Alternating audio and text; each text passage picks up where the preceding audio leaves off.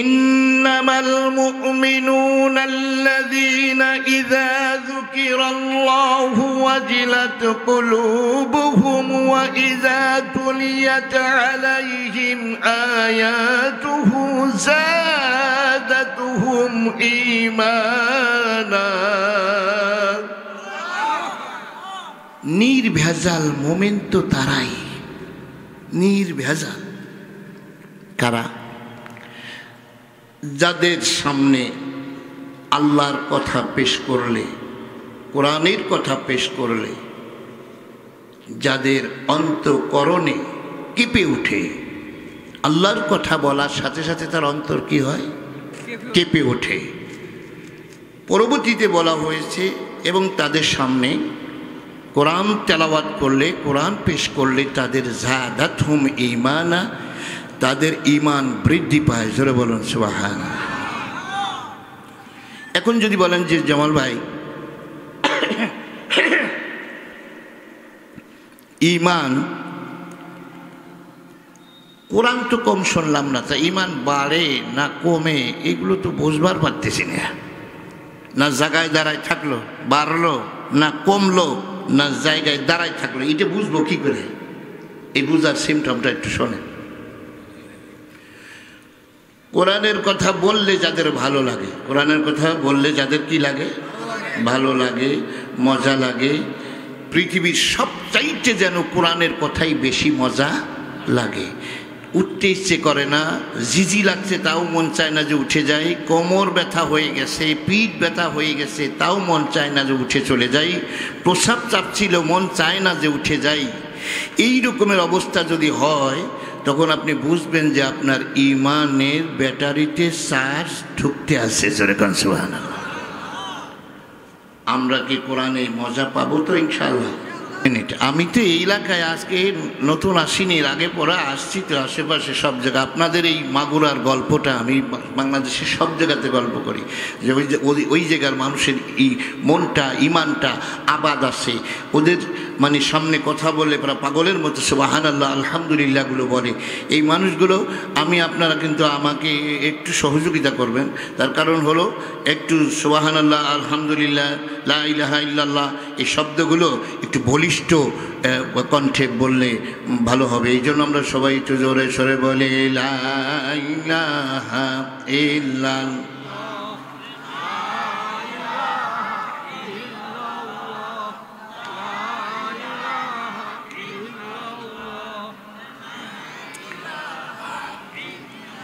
তুমি খোদা অথই পারাপার,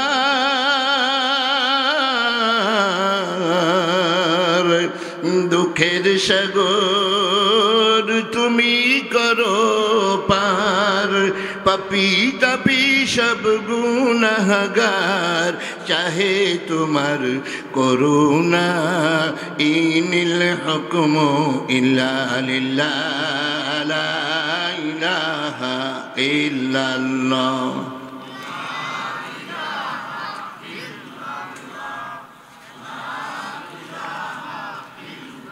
লা ইলাহা ইল্লাল্লাহু মুহাম্মাদুর রাসূলুল্লাহ সাল্লাল্লাহু আলাইহি ওয়াসাল্লাম। এই কালেমাটা আমরা পড়লাম। এখন এই কালেমা পড়ার আগে আমল, সমস্ত আমল বরবাদ হয়ে যাবে যদি ঈমান না থাকে। কথা ঠিক কিনা জোরে কর। এখন ঈমানের আগে আরও একটা আমল আছে। ঈমান আনার আগে কি আছে? আরও একটা আমল আছে। সেই আমলটা যদি করে তারপর ঈমান আনেন তাহলে ওই ঈমানটা হবে হলো নির্ভেজাল ঈমান, অর্থাৎ শিরিক মুক্ত ঈমান, জঙ্গল মুক্ত ঈমান। আর যদি সেই আমলটা না করেই আপনি ঈমান এনে ফেলেন তাহলে পর আপনার ওই ঈমানের মধ্যে শিরিক ঢুকানো থাকবে, ওই আপনার শিরিক মিশ্রণ থাকবে ওর ভিতরে। এই জন্য আমরা কি শিরিক মুক্ত ঈমান চাই না শিরিক যুক্ত? কি ঈমান? কারণ শিরিক মুক্ত থাকার দরকার কেন? ইন্নাহু মান ইউশরিক বিল্লাহ ফাকাদ হারামাল্লাহু আলাইহিল জান্নাহ ওয়া মাওয়াহুন নার ওয়া মা লিয-যালিমিনা মিন আনসার। আল্লাহু আকবার বলেন। নিশ্চয়ই যাদের মধ্যে শিরিক থাকে, এই মানুষগুলোর জন্য আল্লাহ তাআলা বেহেশত হারাম করে দিয়েছেন। জোরে কন্যা নাউজুবিল্লাহ। মাওয়াহুন নার, ঠিকানা জাহান্নাম। ওয়া মা লিয-যালিমিনা মিন আনসার, কিয়ামতের ময়দানে এই জালিমদের জন্য কোনো সাহায্যকারী বরাদ্দ থাকবে না। এখন শিরিক তো শুনলাম, শিরিক থাকা অবস্থায় মারা গেলে ওই লোকটা, ওর জন্য বেহেশত কি জানো? আরো জোরে বলেছে কি জামাল হুজুর না আল্লাহ? ফাকাদ হারামাল্লাহু আলাইহিল জান্নাহ, বেহেশত তার জন্য হারাম। মাওয়াহুন নার, ঠিকানা জাহান্নাম। ওয়া মা লিয-যালিমিনা মিন আনসার, এই জালেমদের জন্য কিয়ামতের ময়দানে কোনো সাহায্যকারী বরাদ্দ থাকবে? ওর নিজের ছেলে হাফেজে কোরআন হবে, ওর নিজের ছেলে কিয়ামতের ময়দানে বহুত বড় একটা অফিসার হবে। অফিসার হওয়ার পরেও তার শ্বশুরে নিয়ে যেতে পারবে, তার আরেকজন গ্রামের আরেক চাচারে নিয়ে যেতে পারবে, কিন্তু ওর বাপ যদি শিরিক অবস্থায় মরে, এই লোকটা ওর সন্তানের সুপারিশ পর্যন্ত সে পাবে। সোজা কথা বলেছে যে তার জন্য কোনো সাহায্যকারী বরাদ্দ। এইরকম মারাত্মক পাপ কি আমরা করব? এখন বলে যে হুজুর শিরিক তো বললেন, শিরিক তো আমরা বুঝি না, শিরিক কি জিনিস? শিরকে আমি অনেকগুলো শিরিকের শাখা প্রশাখা আছে। এটাকে মোট দুই ভাগে ভাগ করলে শিরকে ইবাদা আর শিরকে মুলকিয়া। এই দেশে আপনারা শিরকে ইবাদার বয়ান অনেক শুনেছেন, বিভিন্ন আলেম ওলামাদের কাছ থেকে ইবাদা শুনেছেন। তার কারণ আমি ছোট্টবেলা থেকে এই পর্যন্তই আমার আসাদাতে কেরাম যারা ছিল, আমার উস্তাদদেরকে দেখেছি, তারা যে শিরিকের বয়ানগুলো করেছে, ওই শিরিকগুলো হলো আপনার দেখা গেল যে আপনার কিনা কয় ওই আপনার বিভিন্ন রকম মাজারের মধ্যে কিছু মোমবাতি দেওয়া, সেখানে আপনার এরকম সেখানে সিজদা দেওয়া, আল্লাহ বাদে কারো নামে মান্যত করা, গাজী কালুর মান্যত করা, এই সমস্ত কিছু কথা বলে আমরা শিরিক বোঝাই। কিন্তু শিরকে মুলকিয়ার ওয়াজ দিতে সে করে না। শিরিক দুই ভাগে বিভক্ত, একটা শিরকে ইবাদা আর একটা হলো শিরকে মুলকিয়া। তারা জানে শিরকে ইবাদার ওয়াজ করলে কোনো অসুবিধা নাই, কিন্তু শিরকে মুলকিয়ার ওয়াজ করেছিল ইব্রাহিম আলাইহিস সালাম, যার কারণে দেশের রাজা খেপে গেল, যার নাম হলো নমরুদ। শিরকে মুলকিয়ার ওয়াজ করলে খেপে যায় নমরুদের মতো দেশের রাজা। শিরকে মুলকিয়ার ওয়াজ করেছিল মুসা নবী, যার কারণে খেপে গিয়েছিল দেশের রাজা, নাম তার ফেরাউন। শিরকে মুলকিয়ার ওয়াজ করেছিল হযরতে ঈসা আলাইহিস সালাম, যার কারণে খেপে গেল দেশের রাজা, ওই রাজার নাম ছিল দাকিয়ানুস। শিরকে মুলকিয়ার ওয়াজ করেছিল মুহাম্মদুর রাসূলুল্লাহ সাল্লাল্লাহু আলাইহি ওয়াসাল্লাম, খেপে গেল দেশের রাজা। ও বন্ধু, দেশের কোন চৌকিদার খেপে না, জনগণ খেপে না, খেপে যায় দেশের রাজা। একটা পাবলিকও খেপছিল না, পয়গম্বরদের প্রতি কেউ খেপে নাই। তার কারণ হলো প্রত্যেকটা পয়গম্বর এসে সর্বপ্রথম আপনার লা ইলাহার যে আপনার ড্রেসিং মেশিন চালাইছে, লা ইলাহা, তার মানে লা ইলাহা এর মানে হলো আপনার আল্লাহ তাআলা বলে দিয়েছেন ফামাইয়াকফুর বিত্তাগুত ওয়া মান ইউমিন বিল্লাহ।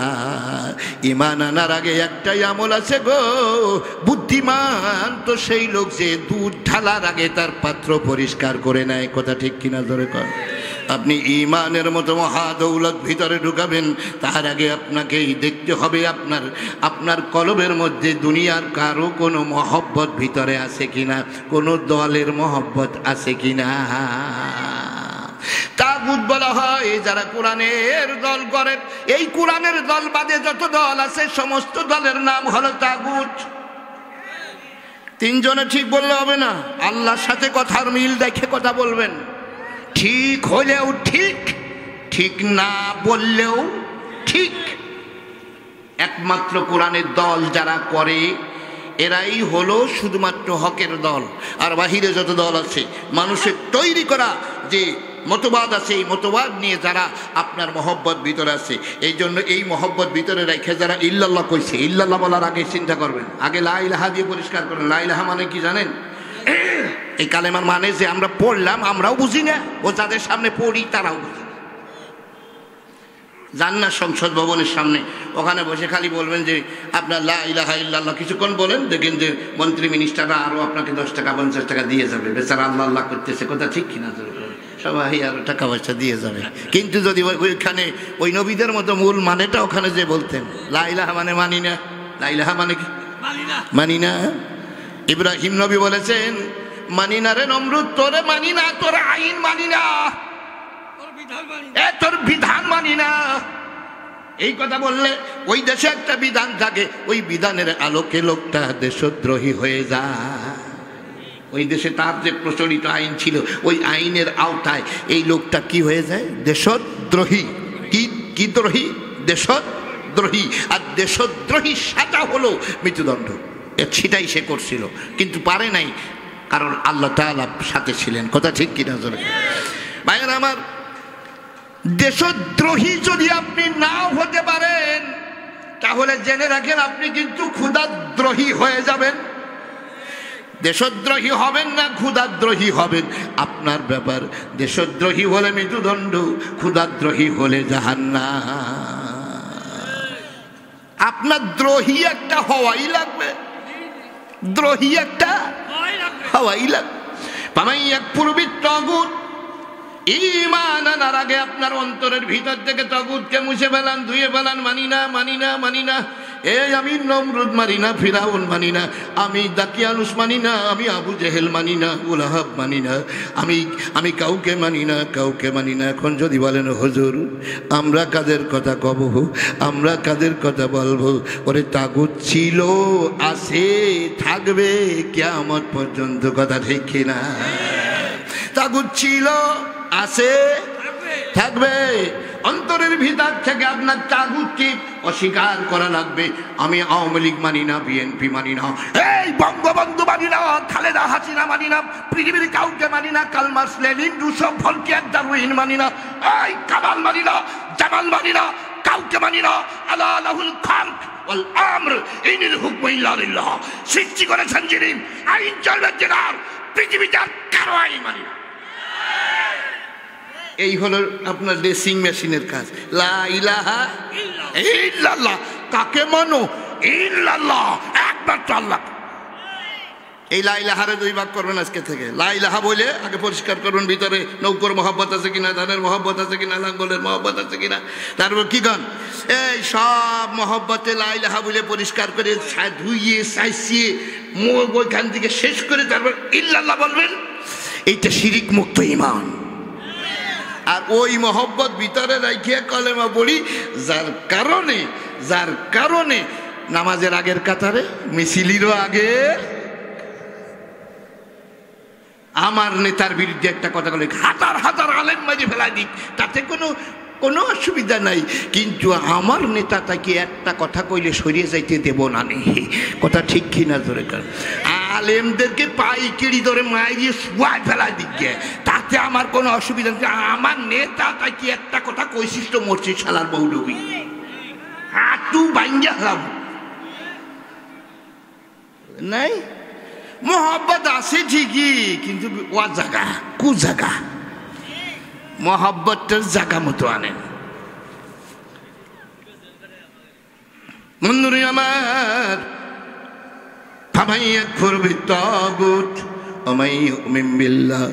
সর্বপ্রথম অন্তর থেকে তাগুতকে ধুয়ে মুছে সরাইয়া দেন, এরপরে ইল্লাল্লাহ বলেন।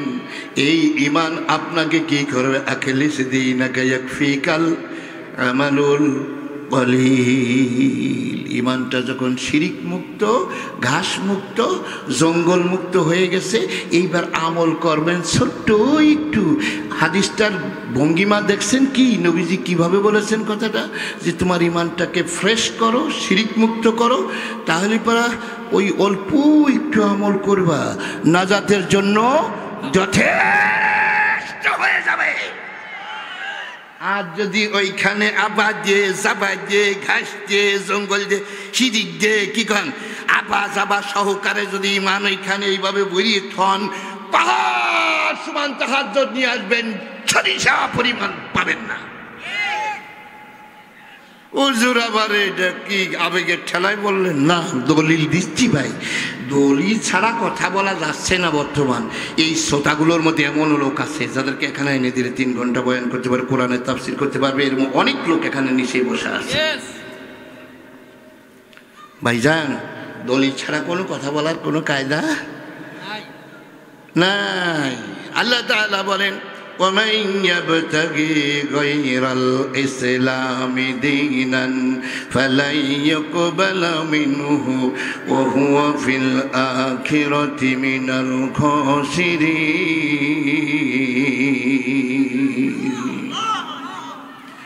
যেই ব্যক্তি আল্লাহর বিধান বাদ দিয়া মানুষের বিধানের পিছনে দৌড়ায়, আল্লাহ তাআলা এত রেগে যায়, ফালাইয়ুকবালা মিনহু, আল্লাহ তাআলা বলেন ওই লোকটার একটা আমলও আমি আল্লাহ কবুল করব না। জামাল ভাই বলল না আল্লাহ, আল্লাহরে দরবার ফারলি যে এরা কি করতো তা এরাই জানে।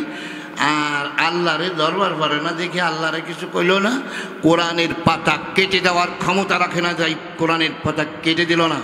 কিন্তু যেই মৌলবী বলল, ওই মৌলবীকে ফাড়া বাঁশের নিচে ফেলে তাকে হাত পা কেটে তার চক্ষু উপড়ে ফেলে দিয়ে তাকে মামলা দিয়ে হামলা দিয়ে ঝুলিয়ে দেওয়া সহজ, কিন্তু আল্লাহর কিছু করার মতো ক্ষমতা এরা রাখে। আপনি কারে ধরছেন ভাই? কারে ধরছেন? আপনি কারে ধরছেন? ওই আমার বন্ধুরা, ডিসি সাহেব একখান চিঠি লিখে পাঠাইলো চেয়ারম্যানের কাছে। চেয়ারম্যানের কাছে চিঠি একখান পাঠাইছে যে মাননীয় চেয়ারম্যান সাহেব আগামীকাল বেলা 10 ঘটিকার সময় ডিসি অফিসে দেখা করবেন, অন্যথায় আইনগত ব্যবস্থা নেওয়া হবে। চিঠিখানা বহন করে নিয়ে আসছে চকিদার। কে আনছে চিঠি? কার? ডিসির চিঠি। কার আনছে? কে? চকিদার। এখন আসে গেটের সামনে দাঁড়ায়, চেয়ারম্যান সাহেব, চেয়ারম্যান সাহেব, 2-4 ডাক দেওয়ার পর ওনার মেজাজ গরম হয়েছে। আমাদের ওই পাশে নদীর উপারে কয় সোনা গরম হয়েছে। হ্যাঁ, সোনা আপনারাও বলেন নাকি? আবার মানে ওই হঠাৎ রেগে যায় যারা, হ্যাঁ ওই হঠাৎ রেগে যায় যারা, তাদেরকে আমাদের ওই পাশে কয় বাড়ি সোনা গরম। ওনার গরম হয়ে গেছে। শালা চকিদার কি কয়? শালার শহীদের কথা মতো আমার এখন এই ঘুমেতে উঠতে হবি নাকি? হ্যাঁ, চকিদার কি চকিদারের নিজের কথা নিয়ে আসে? ও কার? ডিসি সাহেবের চিঠি নিয়ে আসে। কথা ঠিক কিনা? এখন উনি ওনাকে এক নজর দেখে, তুই সারা চকিদার, তুই আমার আন্ডারে চাকরি করে দে, আমার ঘুমে ডিস্টার্ব করে দে, ভাগ এখান থেকে। তো চিঠিটা গ্রহণ করল না। আগামীকাল 10 ঘটিকায় অ্যারেস্ট কি চকিদার হবে না চেয়ারম্যান? এখন যদি এই চকিদারের পিঠ মোড়াইতে বাঁধে, চকিদারের পিঠ মোড়াইতে বাঁধে, প্রকার অন্তরে কারে বান্ধিছে? ও ডিসি রে বান্ধিছে। একজন মাওলানারে বেঁধেছ আল্লাহর কথা বলার কারণে। তুমি দৃষ্টতা দেখিয়েছ, তুমি মাওলানা বান্ধ নাই, তুমি আল্লাহর কোরআনকে অ্যারেস্ট করেছ। আল্লাহর কোরআন না, স্বয়ং আল্লাহকে অ্যারেস্ট করার সাহসিকতা দেখাইছো। আর ও তো নিজে বলে নাই, ওরে কেনা বলাইছে। তুই তো আল্লাহরে অ্যারেস্ট করতে পারলি সারটি না, দরবার ভাবতেছিস না। তাই আমাই ইয়াবতাগি গায়রাল ইসলামি দীনান ফালাই ইউকবালা মিনহু। আল্লাহ তাআলা বলেন, যেই ব্যক্তি আমার বিধান বাদ দিয়া মানুষের তৈরি ইসলামের বাহিরে যে কোনো বিধান তালাশ করে, ইয়াবতাগি মানে তালাশ করা, একটু তালাশ করলো। তালাশ কিভাবে করে দেখেন, মনে কোরআনে তো আছে অর্থনীতি সম্বন্ধে, ইসলামে তো এটা বলছে, দেখি কালমাস কি বলেছে, এর নাম হলো তালাশ করা। ইয়াবতাগি আপনাকে অভিনয় করে দেখাই দিলাম, এর নাম কি? তালাশ করা। এটাই সে পড়ছে, এটা দেখছে যে ইসলামে অর্থনীতি সম্বন্ধে কি বলেছে। এখন দেখি কালমাস কি বলেছে, এইভাবে করে খালি একটু তালাশ করছে, তাতেই আল্লাহ এত রেগে গেছে। কেন? আমারটা কি যথেষ্ট নয়? আমারটা কি যথেষ্ট নয়? আল্লাহর কোরআনের মধ্যে কি যথেষ্ট নয়?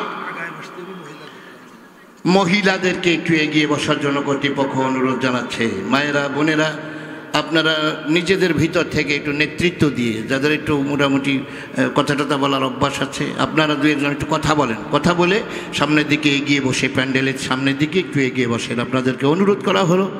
আপনারা একটু সামনের দিকে এগিয়ে বসেন। তাহলে এই যে খালি তালাশ করলো, আল্লাহ তাআলা বলেন যে আমার এইটার মধ্যে কি যথেষ্ট নয়? আল্লাহর কোরআনের মধ্যে যা আছে এর জন্য কি একটা আইনের জন্য কিয়ামত পর্যন্ত কোনো জায়গায় আওলাদ করা লাগবে? সব আছে। আল্লাহ রাব্বুল আলামিন এই কোরআনের মধ্যে যা দিয়েছেন, 3.5 বডি সম্পর্কে আমার আল্লাহ কথা বলেছেন, সমাধান দিয়েছেন। বাপ বেটা সম্পর্কে কথা বলেছেন, এরপরে আপনার স্বামী স্ত্রী সম্পর্কে কথা বলেছেন, বিয়ে শাদী সম্পর্কে কথা বলেছেন, দেনমোহর সম্পর্কে কথা বলেছেন। বুড়ো মরে গেছে, এই গোষ্ঠী কে কতটুকু পাবে, সম্পত্তি কে কয় ক্রান্তি পাবে, এই বন্টন নীতিমালা এই কোরআনের মধ্যে আছে। ও বন্ধুরে আমার, এই কোরআন পিপিলিকার নামে নামকরণ করে একটা সূরা নাজিল আছে, নাম তার সূরা নমল। ও বন্ধু, মৌমাছি সম্পর্কে কথা বলেছেন সূরা নহল নামে। এই ভাইয়েরা আমার গাবি সম্পর্কে কথা বলেছেন সূরা বাকারা। এইভাবে হাতি সম্পর্কে সূরা ফিল। কথা ঠিক কিনা জোরে কর। এইভাবে করেন পয়গম্বরদের সম্পর্কে কথা বলেছেন, আপনার রীতিমতো আত্মীয় স্বজন পাড়া প্রতিবেশী এতিম মিসকিন সম্পর্কে কথা বলেছেন। ওয়াবুদুল্লাহ ওয়ালা তুশরিকু বিহি শাইআও ওয়া বিল ওয়ালিদাইনি ইহসানাও ওয়া বিজিল কুরবা ওয়াল ইয়াতামা ওয়াল মাসাকিন ওয়াল জারি জিল কুরবা ওয়াল জারিল জুনুবি ওয়াস সাহিবি বিল জামবি ওয়া ইবনিস সাবিল ওয়া মা মালাকাত আইমানুকুম ইন্নাল্লাহ লা ইউহিব্বু মান কানা মুখতালান ফাখুরা। আল্লাহু আকবার বলেন। কেমন কোন বিষয় ইয়াতীম মিসকিন মুসাফির সম্পর্কে আমার আল্লাহ কথা বলেছেন।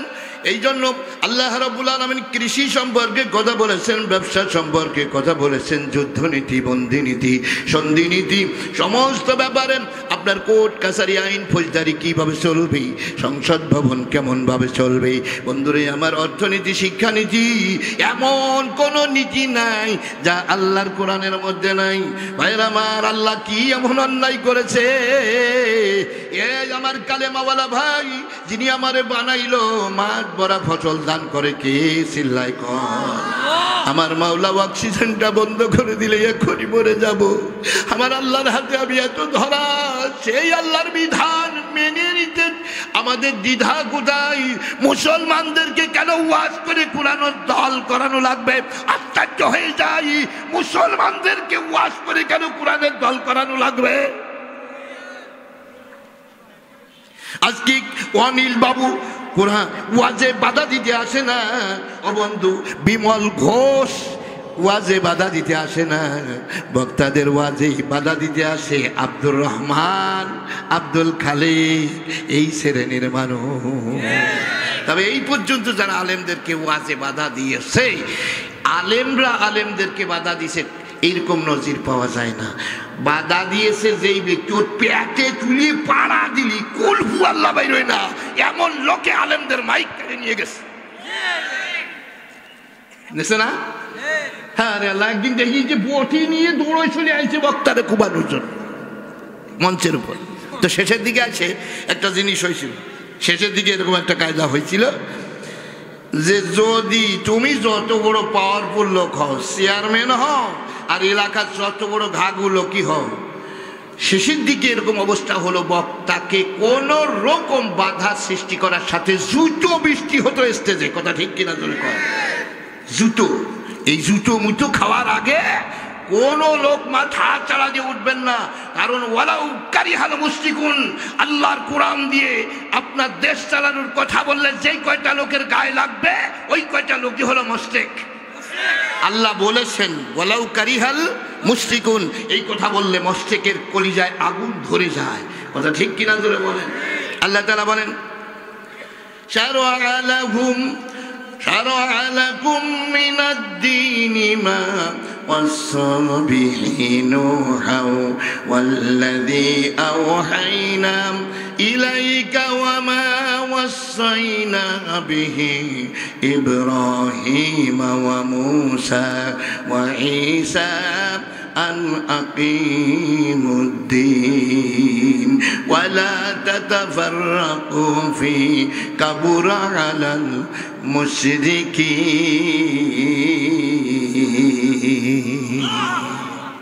আল্লাহ তাআলা বলেন এই যে আমি নূহ নবীকে আমি আমার কোর্ট থেকে আমি আল্লাহ রায় দিয়ে দিয়েছিলাম নূহ নবীকে। কাকে কথা বলেন?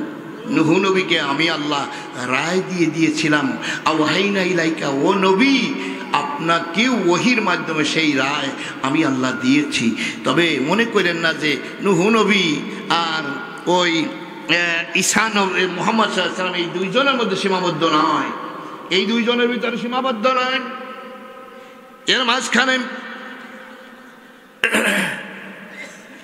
এর মাঝখানে আল্লাহ তাআলা বলেন আওহাইনা ইলাইকা ওয়া মা ওয়াসাইনা বিহি ইব্রাহিম ওয়া মূসা ওয়া ঈসা, এই নবীগুলোর উপরে সেই একই রায় আমি আল্লাহ দিয়েছি। সেই রায়টার নাম হলো আন আকিমুদ্দিন, আমার জমিনে দিন কায়েম করে দাও। সুবহানাল্লাহ। তাহলে সব পয়গম্বরদেরকে কোন কারণে আল্লাহ তাআলা দুনিয়ায় পাঠাইছেন? দিন কায়েম করার জন্য। দিন কায়েম কাকে বলে? মানুষের তৈরি করা যত মতদর্শ আছে সমস্ত মতপাতকে কবর দিয়া আল্লাহর আইনকে বিজয়ী করার নাম হলো দিন কায়েম। এখন এই কথা শুনলে যদি মজা লাগে, আরাম লাগে, তাহলে জাদাতুহুম ঈমানা। আজকে জামাল ভাইয়ের বয়ান শুনে যদি মজা লাগে রে, তাহলে বুঝবা তোমার ইমানের ব্যাটারিতে চার্জ ঢুকতে আছে। আর যদি মনে মনে একটু রাগ হয়, কিরে কথাবার্তা তো একটাও পক্ষে আসতেছে না রে, সবই তো বিপক্ষে চলে যেতেছে, এরকম ভাব যদি হয়, তাহলে আর ইমানের ব্যাটারিতে চার্জ ঢুকবে না, শয়তানি বাড়বে আরো। কথা ঠিক কিনা? ইমান তো বাড়বেই না, বাড়বে কোনটা? এই যে কথাগুলো বললাম কোরআনের বাহিরে থেকে বলছি, যদি কোরআনের বাহিরে থেকে বলি তাহলে তেকাটে মার দিবেন আমারে। কি কাটে মার? আমি আপনারা জানেন না। তেকাটে মার হলো, হুজুর আপনি যে কথাগুলো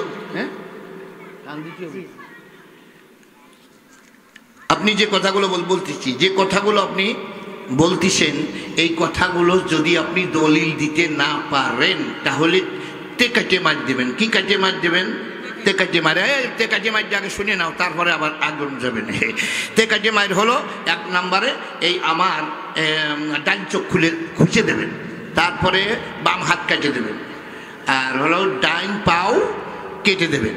কথা বুঝছেন? এর তেকাটে মার। আর যদি তেকাটে শাস্তি চান তাহলে পারা হলো আপনার ডাইন পাশের ভুরু শেষে দেবেন, বাম পাশের মোষ অর্ধেক টুক, আর এই দাড়ি দিয়ে ভাগ করে ডাইন পাশ দিয়ে আর অর্ধেক টুক শেষে দেবেন। তাহলে তেকাটে শাসা হয়ে যাবে। সালার হুজুর ওয়াজ করে বেড়া গিয়া হোক। কথা ঠিক কিনা? আর যদি দলিল সহি হয় তাহলে এখনই আমল করা লাগবে। কথা ঠিক কিনা? যদি দলিল সহি হয় কি করতে হবে? আমল করা লাগবে। কথা ঠিক কিনা? তাহলে আমার ভাইয়েরা, আমি আবারও একটু বিরক্ত করবো, মানুষ তো ধরতেছে না, এই গরমও তো একটু বসে, সাইড সুইডটা একটু উঠাই দেওয়া যায় না? এমন করে কই নাই, শীত নাই, একটু সাইড সুইডটা উঠাই দিলে আর একটু বাড়তো, মাঠও আর একটু বাড়তো। ভাইয়ের আমার, আমরা সামনের দিকে আর অল্প একটুর জন্য আমি আপনাদেরকে বিনীতভাবে অনুরোধ করছি, আমি যে ফাঁকা জায়গাগুলো একটু পূরণ করে বসি। কারণ 3 জায়গায় শয়তান বসে। 1 নম্বরে ওয়াজ মাহফিলের ফাঁকা জায়গায়, 2 নম্বরে আপনার এই নামাজে মুসল্লি যখন দাঁড়ায়, 2 মুসল্লি ফাঁকা হয়ে দাঁড়ালে সেই জায়গায় শয়তান দাঁড়ায়। আর একটা হলো স্বামী স্ত্রী সন্ধ্যা রাতে ঝগড়া করে যদি ফাঁকাফাঁকি ঘুমায় তাহলে ওই ফাঁকা জায়গায় শয়তান শুয়ে পড়ে। কথা বুঝতে পেরেছেন?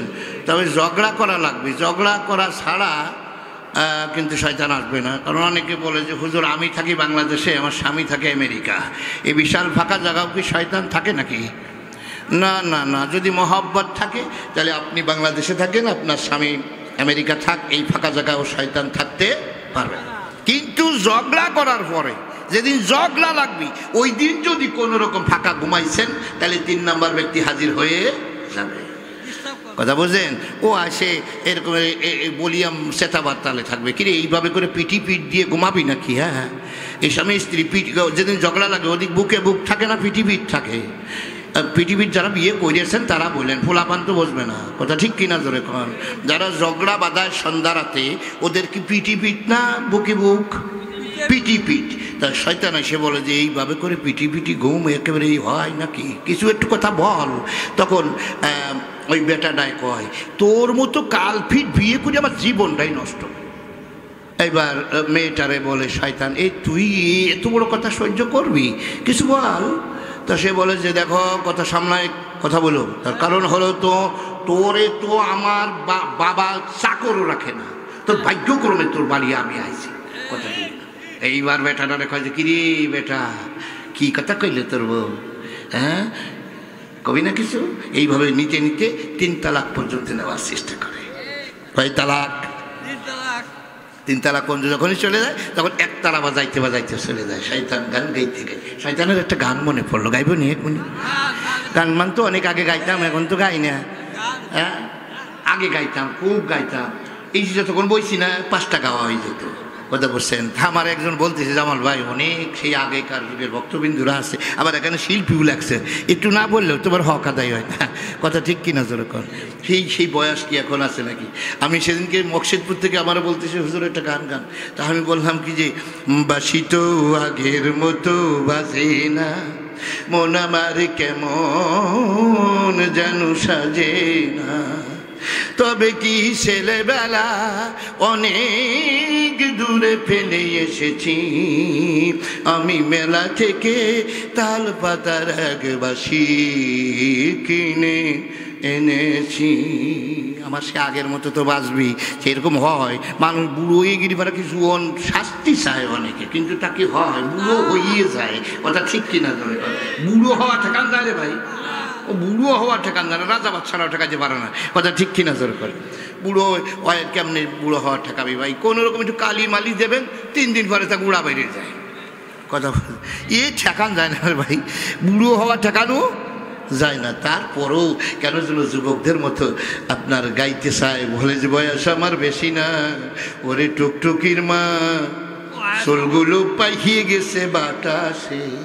তার মানে উনি বয়স বেশি না, এমনি পাইয়ে গেছে বাতাসে, তবু স্বীকার করেন না যে বুড়ো হয়েছে, কথা বলছেন। এই বুড়ো আবার কেউ চায় না, ওই যায়, বুড়ো আবার কেউ চায় না, ওই যায়। শয়তানের একখান গান মনে পড়ে গেল বহুকাল পরে। তবে এই গানে কিন্তু সুবহানাল্লাহ নাই, একটু নাউজুবিল্লাহ বলতে হবে না, কোনো পারা যাবে না, একবার ঢোকে ঢোকে নাউজুবিল্লাহ বললেন ভাই। তবে শিক্ষা আছে ওর ভিতর থেকে, একটা শিক্ষা আমরা নেব, ঠিক আছে ভাই? একটু সহযোগিতা করিস আমারে, কণ্ঠমন্ত্র তো সাফা।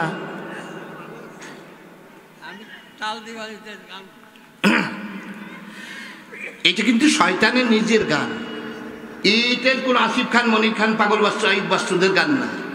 এই গান হলো শয়তানের নিজের গান। এই জন্য এই গান শুনলে পরে আপনার ওর ভিতর থেকে পজিটিভগুলো ধরে নেবেন, নেগেটিভগুলো ছেড়ে দেবেন।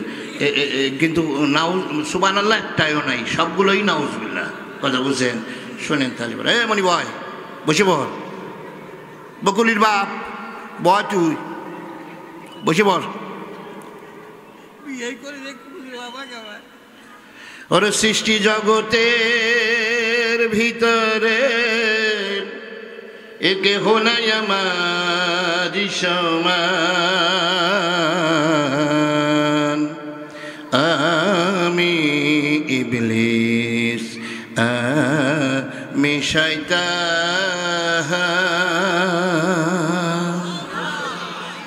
না রে নাউজুবিল্লাহ হয়নি, জোরে নাউজুবিল্লাহ বলো। ও সৃষ্টি জগতের ভিতরে কেহ নাই আমারই সমান, আমি ইবলিস আমি শয়তান,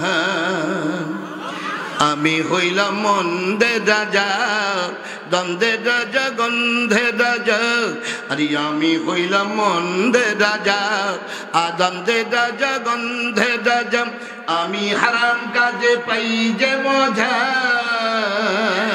নাউজুবিল্লাহ জানা, আমি হারাম কাজে পাই যে মজা, ভালো মানুষ করিবে ঈমান, আমি ঈমানদারকে করিবে ঈমান, আমি ইবলিস আমি শয়তান। আরে সৃষ্টি জগতের ভিতরে এই কেহ নাই আমারই সমান, আমি ইবলিস আমি শয়তান। বেনামাজি যত মনুষ্য ওরে সকলই আমারই শিষ্য। নাউজুবিল্লাহ জোরে। বেনামাজি যত মনুষ্য ওরে সকলই আমারই শিষ্য। তো তারে ঘুমের ঘরে দেই আলস্য, ও ঘুমের ঘরে দেই আলস্য। সে শুনতে পায় না ভোরে রাজান, সে শুনতে পায় না ভোরে রাজান। আমি ইবলিস আমি শয়তান, আরে সৃষ্টি জগতের ভিতরে ই কেহ নাই আমারই সমান। আমি ইবলিস আমি শয়তান। জোরে নাউজুবিল্লাহ বল। ইজা জা আজালুহুম, ও বন্ধুরে তোমার আজল যেদিন চলে আসবে সেই দিন আর নতুন করে কোনো সংশোধন হওয়ার সুযোগ থাকবে না। এই জন্য বলি এখনই সময়, এখনই সময়। কথা ঠিক কিনা জোরে কর। আমার তেলাওয়াত করেছিলাম নির্ভেজাল মোমেন সম্পর্কে কথা বলতেছিলাম, সাথে সাথে আর একটা আয়াত আমি তেলাওয়াত করে ফেলেছি, সূরা শূরা 13 নম্বর আয়াত আমি বলে ফেলেছি প্রাসঙ্গিকভাবে।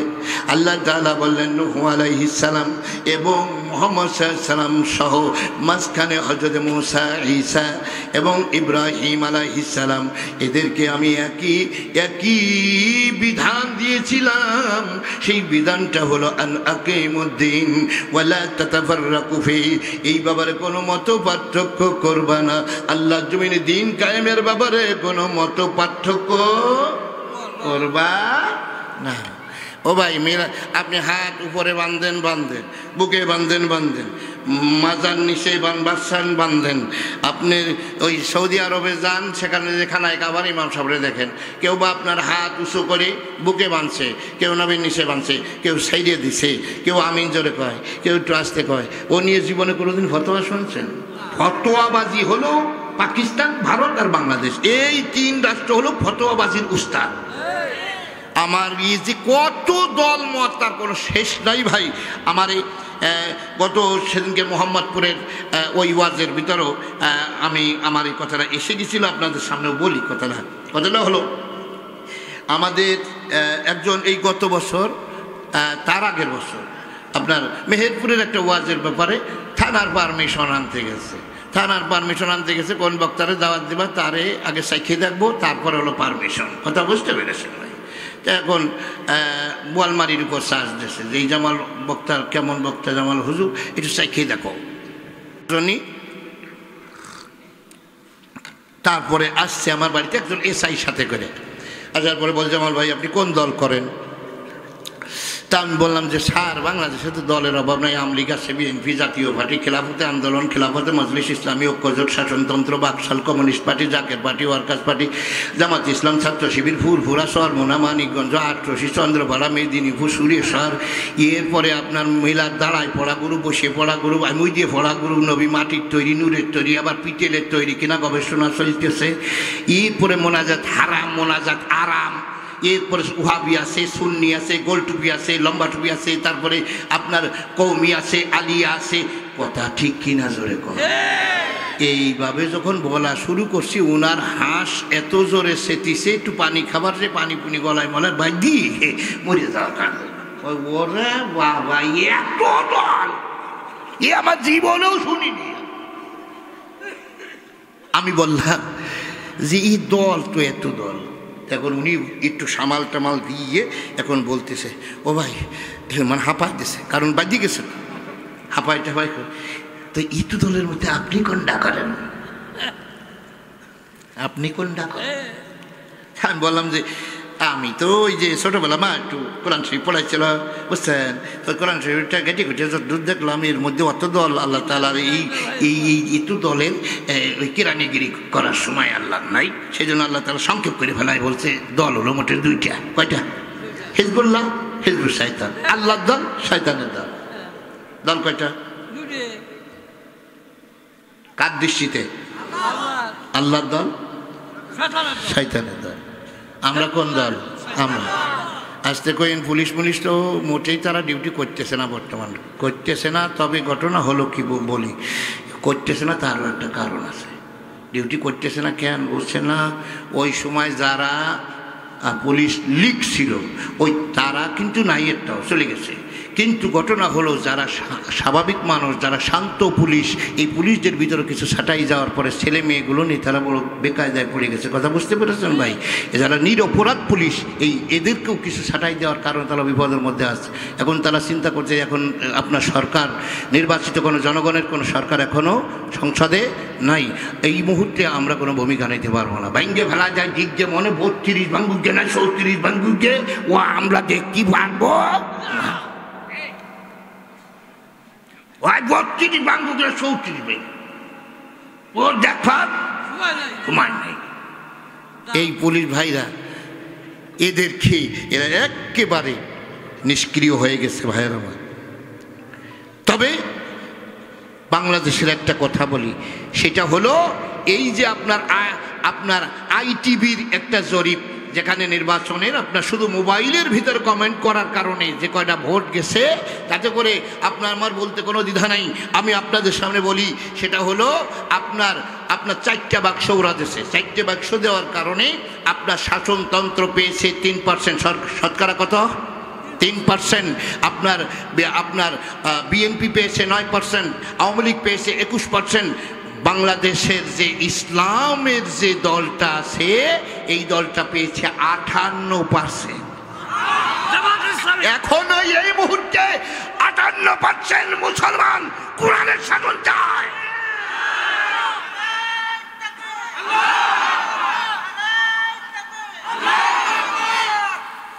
বন্ধুরা আমার, এই দৃশ্য দেখলে এক শ্রেণীর মানুষ কিন্তু সহ্য করতে পারছে না। ভাইয়ের আমার, তাহলে আমরা কোন দল? আল্লাহর দল।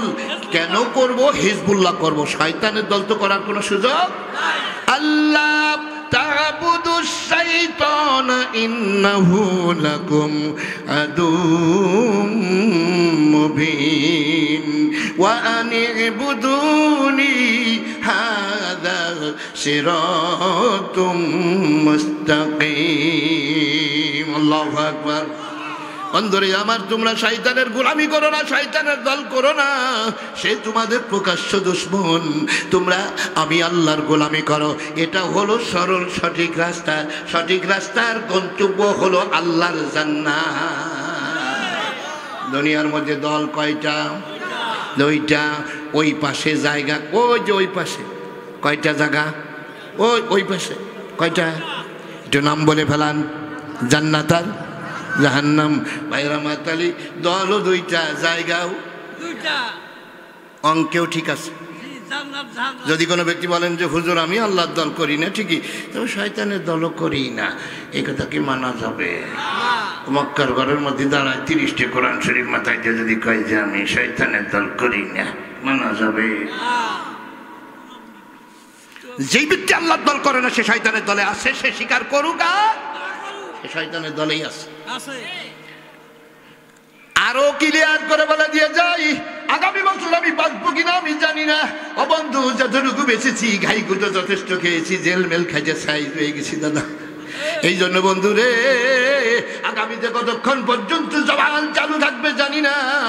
একটা কথা বলে দিয়ে যাই, যেই লোকটা আল্লাহর দল করো না, ওই লোকটা আপনার শয়তানের দলের মধ্যে আছে, নিশ্চিত আছে। কোনো কথা ঠিক কিনা ধরে? এখন আল্লাহর দল করতে হলে কি করা লাগবে? আল্লাহর এই কোরআনকে সংসদ ভবনে নেওয়া লাগবে। কারণ এই দুনিয়ার মধ্যে বলে যে হুজুর এটি কি রাজনীতি হইতেছে নাকি? আবার ওয়াজ মাহফিল দিলাম, আবার কি রাজনীতি হইতেছে নাকি? ও বন্ধু, এক শ্রেণীর বক্তারাও আছে, তারা আবার কয় না আমি রাজনীতি করিনি। যেই ব্যক্তি বলবে আমি রাজনীতি করিনি, ওই যে আমারে বললো একটু আগে হুজুর মুনাফিক, একটু চিনাই দিয়েন, এই হলো একটা মুনাফিক। যে লোকটা কয় ও মাইকি খুব ব্যাগ, না আমি কোনো রাজনীতি করিনি, এটা কি? মুনাফিক। আর যে লোকটা কয় আমি কোনো দল করিনি, এটা হলো নাস্তিক। আমি কোনো দল করি না। ও বেটা, তোরে দল করতে কইছে আল্লাহ, তোরে দল করতে কইছে কেডা? আল্লাহ। ওয়ালতাকুম মিনকুম উম্মাতুন ইয়াদউনা ইলাল খায়র ওয়া ইয়া'মুরুনা বিল মা'রুফি ওয়া ইয়ানহাউনা আনিল মুনকার সুবহানাল্লাহ। তোমাদের মধ্যে এমন একটা দল থাকা দরকার যেই দলটা সৎ কাজের আদেশ করবে, অসৎ কাজের নিষেধ করবে। এখন আদেশ করবে কিভাবে? আদেশ কিভাবে হয়? আমরা এই যে করতেছি অনুরোধ, আমরা কি করতেছি? অনুরোধ এত দুর্বল, ও কোনোদিন কেউ মানতেও পারে নাও পারে, কিন্তু আদেশ অমান্য করলে সাজা দেওয়ার ক্ষমতা রাখে, প্রশাসনিক ক্ষমতা। কথা ঠিক কিনা জোরে বলেন? এই জন্য আদেশকে যদি ইংরেজিতে বলেন ওয়ার্ডার, কি হবে? অর্ডার অমান্য করলে সাজা দেওয়ার ক্ষমতা রাখে, যে তাকে বলা হয়। আজ পর্যন্ত শুনছেন কোনো পরীক্ষায় কোনো ছাত্রকে যদি এই আয়াতটা আসে, এই আয়াতটা তর্জমা যদি লিখতে বলে, ওখানে লেখা আছে ইয়া'মুরুনা বিল মা'রুফ ওয়া ইয়ানহাউনা আনিল মুনকার, ওই ছেলেটা যদি লেখে সৎ কাজের অনুরোধ, অসৎ কাজের নিষেধ, এই কথা লেখলে ওরে নাম্বার দেবে? কি লেখা লাগবে? সৎ কাজের আদেশ, এটার লেখা লাগবে, তাই না? এখন আদেশ কে করি? আদেশ আর অনুরোধ আসমান জমিন ফারাক। আমরা যে বলি না 80 ভাই 80 ভাই বহুত ফায়দা ভাই, এগুলো কি আদেশ না অনুরোধ? 80 ভাই 80 ভাই বহুত ফায়দা ভাই, 80 ভাই বহুত ফায়দা ভাই, এটা কি আদেশ না অনুরোধ? এই যে আমি জামাল যা বললাম, এটা কি আদেশ না অনুরোধ? এই অনুরোধ নবীজি কম করেন নাই, নবীজির মতো বক্তা উনি কম করেন নাই। এক পর্যায়ে তেনাকে আল্লাহ তাআলা শিখিয়ে দিলেন, নবী গো ওইভাবে আমতলা বেলতলা এইভাবে কোনোদিন কাম হবে না, একটা দরখাস্ত করেন দেখি আমার কাছে। সুবহানাল্লাহ কর না কে? দরখাস্ত শিখাই দিল কেডা? আল্লাহ তাআলা শিখাই দিচ্ছেন, ওয়াজআললি মিন লাদুনকা সুলতানান নাসীরা। ও নবী গো, আমার কাছে দোয়া করেন একটু রাষ্ট্র ক্ষমতা আমাকে দান করে আমারে সাহায্য করো গো আল্লাহ। এই কথা আল্লাহ তাআলা নবীকে রাষ্ট্র ক্ষমতা দিয়েও দিতে পারতেন। এইবার বলতেছে প্রসেসিং করো, এইভাবে করে তুমি আমার কাছে বলতে থাকো। এইভাবে করে আল্লাহর নবী যখনই বলতে লাগলেন, আল্লাহ আমার একটু রাষ্ট্র ক্ষমতা দান করে সাহায্য করো, তার কারণ আমি এইখানে কলমদারি চিল্লাপাল্লা করলে এদেশে পর্দা কায়েম হবে না। এই দেশেই আমি কলমদারিতে চিল্লাপাল্লা করে গলা দিয়ে রক্ত বের করে দিলেও শতকরা 100 জন নামাজি হবে না। এখানে চিল্লায় মরে গেলেও সুদ বন্ধ হবে না। সকালবেলা সেই আজকের ওয়াজের পরে আগামীকাল ফজরের নামাজের পরে আপনি মুসল্লি গণবেন, দেখবেন ওই রোকন মাতুব্বর, মুসলিম মোল্লা আর সাবির বাপ কয়জন? আপনার মধ্যে কেউ আবার নাম শুনে আবার কেউ খেপে যায় না? কয়জন জানো? ওই যে রোকন মাতুব্বর, মুসলিম মোল্লা আর সাবির বাপ। বিষয়টা কেন বললাম জানেন? অনেকে কয় যে হুজুর যে ওয়াজ করে, হুজুরির ওয়াজে তাসির নাই, হুজুরির ওয়াজে কি নাই? তাসির নাই। তা আমি কব যে এইখানে 2 দিন ব্যাপী মাহফিল দেবেন, 2 দিন ব্যাপী মাহফিল দিয়া প্রথম দিন নামাজের উপর ওয়াজ করাবেন। একটারে আনবেন সেটার হলো যেটার তাসির নাই। কথা কয় না রে? যেটার কি নাই? তাসির নাই। ওই তাসির ছাড়া বক্তায় যে একদিন ওয়াজ করাবেন, নামাজের ওয়াজ করাইয়া পরের দিন মুসল্লি গণবেন ফজরের। এইবার পরের রাত্রে তাসির আলা হুজুরে লাগাবেন এবং বলবেন যে আপনি কিন্তু নামাজের উপরেই কথা বলবেন। গতকালকে একজন ওয়াজ করে গেছে নামাজের উপর, তাতে আমাদের কাতার বেশি লম্বা হয় নাই, তা আপনি তো তাসির আলা, তা আপনি তাসির দিয়ে একটু বয়ান করে দিয়ে যাবেন। ওই লোকটারে দিয়ে তাসির আলা নামাজের ওয়াজ শুনবেন। শোনার পরের দিন যদি ওই রোকন মোল্লা আর মুসলিম মোল্লা আর সাবির বাপ ছাড়া যদি আর একটা লোক বাড়ে, তাহলে বুঝবেন আপনার ওয়াজ লক্ষ লক্ষ টাকা খরচ করেছেন, সব সার্থক হয়ে গেছে। একটাও পারবে না, একটাও না। কারণ তা'মুরুনা বিল মা'রুফ, সৎ কাজের অর্ডার বাস্তবায়ন করতে হবে। যতক্ষণ তা না করতে পারবেন অতক্ষণ পর্যন্ত এদেশে ইসলাম হবে না। সুদ বন্ধ হবে ওয়াজ দিয়ে। এটি ওয়াজ দিয়ে বন্ধ করার জিনিসটা কি? নামাজ, পর্দা, এগুলো কোনোদিন ওয়াজ দিয়ে বলা হয়েছে। যখন আমার মুসলমানরা যখন কোরআনের ক্ষমতায় নিয়ে যাবে, সর্বপ্রথম নামাজের বিল স্থাপন করবে, ওখান থেকে নামাজ পাস করে দেবে। এইবার আপনার সমস্ত আপনার একের ওয়ার্ড পর্যায়ে পৌঁছে যাবে, আপনার সমস্ত জায়গাতে ঘোষণা পৌঁছে যাবে। ওখানে খালি বলবো যে আগামীকাল ফজর থেকে বাংলাদেশে নামাজ কায়েম করা হলো। অতএব এর পক্ষে যারা আছেন তারা হা বলুন। এরপরে হা জয়যুক্ত হয়েছে, কি গান? আগামীকাল ফজর থেকে নামাজ ফরজ করা হলো, কায়েম করা হলো। এইবার এই খবর আপনার হেডলাইনে, শিরোনামে সমস্ত জায়গাতে যখন ছড়িয়ে যাবে, এরপরে আপনার আর্মির গাড়ি সারা রাত ঘুরে আসতে থাকবে, ফজর থেকে এটা কায়েম করতে হবে। কথা ঠিক কিনা যখন আর্মির গাড়ি এসে সমস্ত জায়গাতে আপনার রাস্তাঘাটে যেখানে যেখানে তাবু, এবার পুলিশ আসবে, তারপর আপনার চেয়ারম্যানের কাছে নোটিশ আসবে, তারপরে আপনার মেম্বারের কাছে আসবে, তারপরে কমিশনারের কাছে আসবে, সমস্ত জায়গাতে আপনার মাইকিং হতে থাকবে। ফজর থেকে আপনার নামাজ আপনার জাতীয়ভাবে, এটা রাষ্ট্রীয়ভাবে ফরজ করা হয়েছে, এটা কায়েম করা হয়েছে, অতএব আপনাদের সবাইকে নামাজের দাওয়াত দেওয়া হলো। বন্ধুরে আমার, এরপরও নামাজ কাজা করিয়া দেখবেন,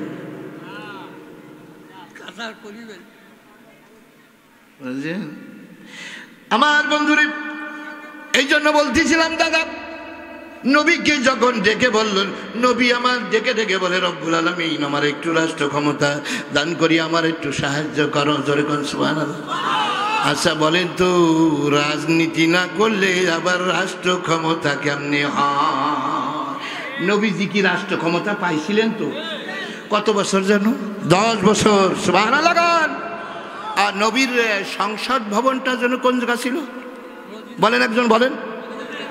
মসজিদে নববী। যাই বাসা গেছে মসজিদে। অনেকে কয় যে জামাল ভাই, ওই যে লাখ টাকার বক্তা আমার পকেটে থাকে আজকাল, হেলিকপ্টারের বক্তা, কি ওয়াজ করবানে তুমি?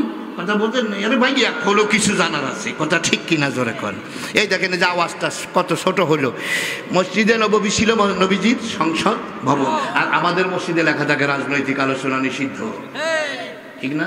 ও বেটা যদি রাজনীতির মানে বসতো, তাহলে পারা কালকে যাইয়া ওর ইমাম সাহেবরে বলতো, রাজনীতি করতে পারলে ইমামতি থাকবে, যদি রাজনীতি করতে না পারো তাহলে গুটলা বান্ধ। আমি একটু ব্যাখ্যাটা বলে নেমে যাবো, কারণ আমার চতুর্পাশ থেকে নোটিশ আসতেছে, বুঝেছেন? আমি রাজনীতি শব্দটার অর্থ আপনাদেরকে সব মাহফিলে একটু শিখাই দিচ্ছি, যাতে করে এই কথাগুলো কানে কানে আর না বলে হুজুর ওয়াজ করবেন, রাজনীতি করবেন না, এই কথাটা যাতে আর বাংলা জমিনে কেউ বলতে সাহস না পায়, এই জন্য এই কথাটার দাওয়াত আপনাদেরকে জানিয়ে দিচ্ছি। উত্তম বা বড়র ক্ষেত্রে রাজ ব্যবহার করা হয়। এখন সবাই শিক্ষিত মানুষ, বুঝবেন রাজ সব জায়গায় ব্যবহার করা হয় না। এই জন্য বড় হাঁসটার নাম কি হাঁস, বড় পথটার নাম কি পথ, রাজপথ, তাই না? অট্টালিকা বানায় যারা, যেই মিস্ত্রি, রাজমিস্ত্রি, তাদেরকে কি বলা হয়? রাজ মিস্ত্রি। ভালো মিষ্টি হলে রাজভোগ। এরপরে আপনার বলা হয়েছে যে আপনার 64টা ডিস্ট্রিক্টের মধ্যে ঢাকা শহরকে কেন রাজধানী বলা হয়? রাজধানী, রাজ, এই রাজ কেন বলা হয়েছে? ওখানে বঙ্গভবন আছে, ওখানে আপনার কি সচিবালয় আছে, ওখানে কি সংসদ ভবন আছে, ওখানে প্রধানমন্ত্রী বাস করে, মন্ত্রী মিনিস্টাররা বাস করে। এই জন্য 64 ডিস্ট্রিক্টের সব ডিস্ট্রিক্টের রাজধানী বলে না, শুধু ঢাকাকে রাজধানী বলে। তাহলে রাজ শব্দটা যদি এটা হয়, তাহলে জেনে রাখেন, তাহলে নীতির জগতে শ্রেষ্ঠ নীতির নাম হলো রাজনীতি। চিল্লায় কোন কথা ঠিক কিনা? এইবার নীতির জগতে আপনাদেরকে একটু প্র্যাকটিক্যাল করাই দিই। এটা কার নীতি? স্রষ্টা নিজের নীতি। এইটা কালমার্স বা লেলিন বা রুশো বা আমাদের কামাল ভাইয়ের নীতি। কামাল ভাইয়ের নীতির মধ্যে যেটা আছে, যেটা আমরা যে ভোট দিতেছি, নোট দিতেছি, মিছিল করতেছি, মিটিং করতেছি, চা খাওয়াচ্ছি, ঘুম থাকতেছি, ওই নীতির মধ্যে লেখা আছে সংবিধানের 7-এর 1, সংবিধানের 7-এর 1 লেখা আছে প্রজাতন্ত্রের সকল ক্ষমতার মালিক জনগণ। এটা কুফুরি মতবাদ। এই কুফুরি মতবাদের জন্য একটা ভোট যে দেবে সে কাফের হয়ে যাবে, সে কাফের হয়ে যাবে। আল্লাহ ইয়াহকুম বিমা আনজালাল্লাহ উলাইকা হুমুল কাফিরুন।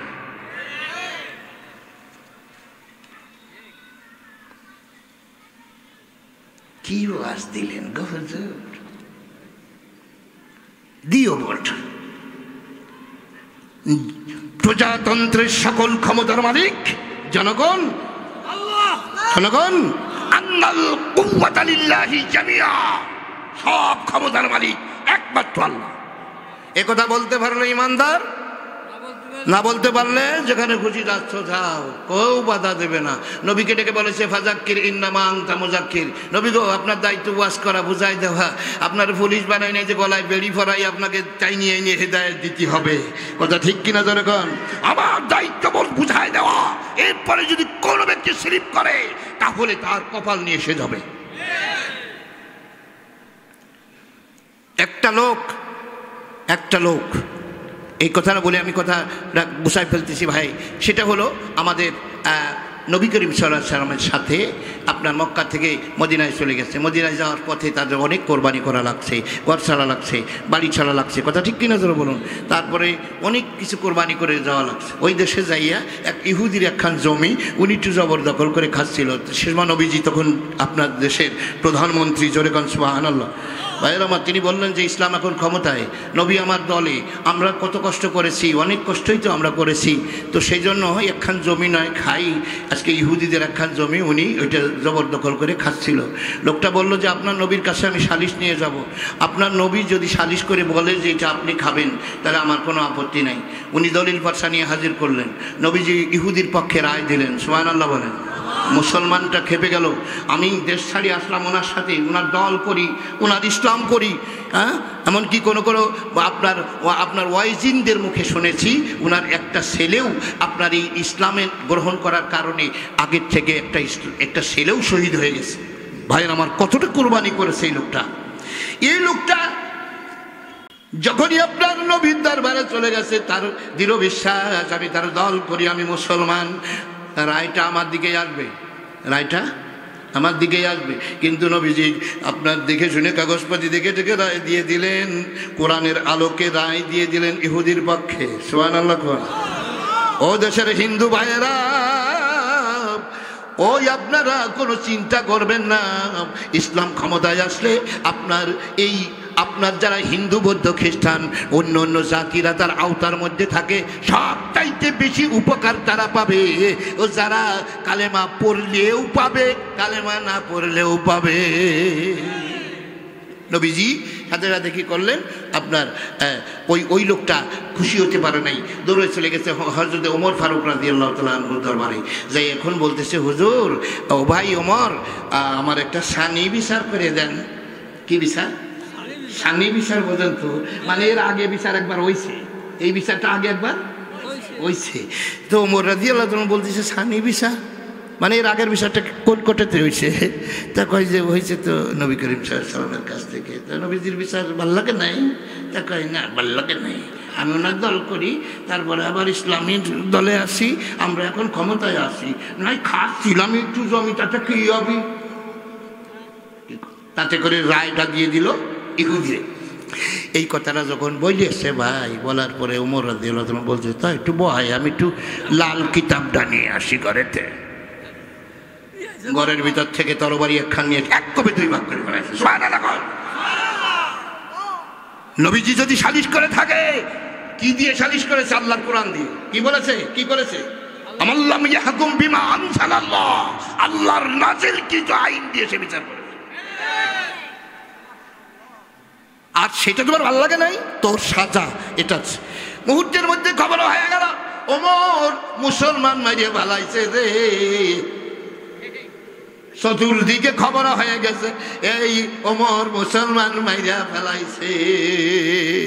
এইভাবে করে নবীজি পর্যন্ত নিজেও বললেন, শেষ পর্যন্ত কি মেরেই ফেলতে হবে, মেরেই না ফেলে তারও অনেক সুরত ছিল, কেন তুমি মাইরে ফেললে কেন? নবীজিও বলে, কেন মারলা? ওমর রাদিয়াল্লাহু তাআলা আনহু এইবার তিনি অসহায় হয়ে যাচ্ছেন, কোনো জায়গায় একটা লোক ওমরের পক্ষে নাই। এমন সময় সূরা মায়েদার ৪৪ নম্বর আয়াত নাজিল হয়ে গেল। আল্লাহ তাআলা বলেন, ওমাল্লাম ইয়াহকুম বিমা আনজালাল্লাহ উলাইকা হুমুল কাফিরুন। এ কারে মুসলমান গো, ও যারা আল্লাহর আইন মানে না রে, এ নবীর সালিশ যাদের পছন্দ হয় না, ওরা কোনোদিন মুমিন থাকতে পারে না। উলাইকা হুমুল কাফিরুন।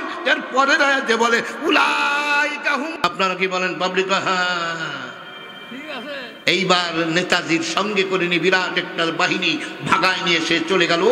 ভাইরা আমার, এইভাবে ভাগায় নিয়ে যাওয়ার পরে মাত্র ৩১৩ জন আল্লাহর উপর আল্লাহর নবীকে অসহায় অবস্থায় ফেলে রেখে আসলো। তারা আজও যারা বলে হুজুর ওয়াজ করবেন, রাজনীতি করবেন না, এইগুলো হচ্ছে আব্দুল্লাহ বিন উবাই, এইগুলো হচ্ছে মুনাফিক। যারা ইসলামের রাজনীতি নাই আর যুদ্ধনীতি নাই, এই কথা যারা বলবে তারাই মুনাফিক। বাস, মুনাফিক আর মোমেন কারা? ওই যে বলে দিলাম না, নির্ভেজাল মোমেন তারাই যাদের সামনে আল্লাহর কথা বললে ওয়াজিলাত কুলুবুহুম ওয়া ইযা তুলিয়াত আলাইহিম আয়াতুহু যাদাতুহুম ঈমানা। কোরআনের কথা শুনলে যাদের ঈমান বাড়ে। ঈমান কি হয়? আর বাড়লো না কমলো সেটা বলছিলাম যে যদি ভালো লাগে, ইসলাম বিজয়ের কথা বললে যদি ভালো লাগে, কোরআন বিজয়ের কথা বললে যদি ভালো লাগে, তাহলে বুঝবেন যে ঈমান বাড়তেছে। ঈমান কি হচ্ছে? যাদাতুহুম ঈমানা ওয়া আলা রাব্বিহিম ইয়াতাওয়াক্কালুন। মুমিনদের আরেকটা বৈশিষ্ট্য হলো তারা আল্লাহ ছাড়া কারোর উপর তাওয়াক্কুল করে না। পৃথিবীতে একমাত্র রব ছাড়া র‍্যাবের ভয় করে না, ফাঁসির ভয় করে না, এই মানুষগুলো। এরপরে আল্লাযিনা ইউকিমুনাস সালাতা, নামাজ কায়েম করে, ওয়া মিম্মা রাযাকনাহুম ইউনফিকুন, আল্লাহর দেওয়া সম্পদ আল্লাহর পথে ব্যয় করে। চিৎকার মেরে বলুন সুবহানাল্লাহ। মাত্র 10 মিনিটের ভিতরে আমি এই ঈমান ঠেকানোর জন্য একটা লোক উঠে যাবেন না। আমি ওই কালেকশনের বয়ান করি, আমি মুসলমানদের কাছ থেকে তাদেরকে কবজ করিয়ে আমার কালেকশন করতে হবে কেন? মোমেন আমার ঈমান ঠেকানোর দাবিতে। কারণ এখানে বলা হয়েছে নির্ভেজাল মোমেন ওই ব্যক্তি যেই লোকটা আল্লাহ দেওয়া সম্পদ আল্লাহর পথে ব্যয় করে। এ কথা কি আমার না আল্লাহ? তাহলে এখানে কি কালেকশনের ওয়াজ এটা, নাকি আমার ঈমান ঠেকানো ওয়াজ? যদি ঈমান ঠেকাতে হয় তাহলে ইন্নাল্লাহ হাশতারা মিনাল মুমিনিনা আনফুসাহুম ওয়া আমওয়ালাহুম বিআন্না লাহুমুল জান্নাহ। আল্লাহ তাআলা বলেন মোমেন যদি হও তোমার পয়সা লাগবে আমার, যদি মোমেন না হও আমার দরকার নেই। মোমেন না হলে আমার কি নাই? তাহলে বেঈমানের টাকা কোটি কোটি টাকা থাকলেও আল্লাহ লোভ করে না। আল্লাহ কি খায় না? বলছে যে আমি বেহেশত বিক্রি করে দেব ওই জানার মালের বিনিময়ে যার আছে ঈমান, যার কি আছে ইন্নাল্লাহ হাশতারা মিনাল মুমিনিনা। মোমেন হওয়া শর্ত। কি হওয়া শর্ত? মোমেন যদি দাবি করো তাহলে তোমার পয়সা কটাও লাগবে, তোমার জানটাও লাগবে। ও দাদা কয়টা পয়সা আল্লাহ নবী দাঁত ভাঙা কোরআনের জন্য, যদিও এই ওয়াজটা আপনার এইখানে না, এর সামনে যে আয়াত বলছে এটা যুদ্ধের জন্য। এটা কিসের জন্য? যুদ্ধের জন্য। কিন্তু এই মুহূর্তে যুদ্ধ নাই। অন্ততপক্ষে আল্লাহ নবী কোরআনকে বিজয়ী করার জন্য তিনি যা কিছু করেছিলেন। আজকে এখানে কোরআনের মাদ্রাসা দীর্ঘদিন বন্ধ ছিল। ভাইয়ের আমার আবার এটাকে সুন্দর সুন্দর ভালো ভালো ওলামায়ে কেরামদেরকে, ভালো ভালো কারি সাহেবদেরকে, হাফেজ সাহেবদেরকে এখানে আনা হয়েছে। ভাইয়ের আমার আমরা প্রত্যেকেই একটু অংশগ্রহণ করে যেতে পারবো কিনা ভাই? অন্ততপক্ষে মোমেনগিরি ঠেকানোর জন্য, আমার ঈমানটাকে ঠেকানোর জন্য আজকের আলোচনায় ঈমানের কথা দাবি হলো, ঈমানের দাবি হলো অন্ততপক্ষে কিছু দিতে হবে। তার কারণ আমি আয়াতের মধ্যে বলেছি আমিম্মা রাযাকনাহুম ইউনফিকুন। আল্লাহ বলেন আল্লাহর দেওয়া সম্পদ আল্লাহরই পথে ব্যয় করে মোমেনেরা। আর ওইখানে বলেছে যে মোমেনের জান আর মাল আমি আল্লাহ ক্রয় করে নিয়েছি বেহেশতের বিনিময়ে। এখন বেহেশত যদি দরকার হয় কিছু দেন, আর যদি মনে করেন যে মালের দাম আছে, ঠেলা আছে, ও আল্লাহ কয় আমার বেহেশতেরও ঠেলা আছে, কথা বলছেন। এই জন্য ভাই অন্তত পক্ষে এই মাদ্রাসায় 1000 করে টাকা দেবেন 10টা লোক। আমি একটু দেখি 1 1 2 3 এর ভিতরে 5000 10,000-এর পাঠি আমি আপাতত চাচ্ছি না।